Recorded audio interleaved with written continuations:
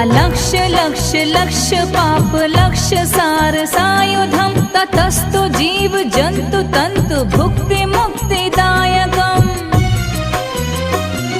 विरंचि विष्णु शंकर सखीय धाम वर्मदे त्वदीय पाद पंकजं नमामि देवी नर्मदे त्वदीय पाद पंकजं नमामि देवी नर्मदे।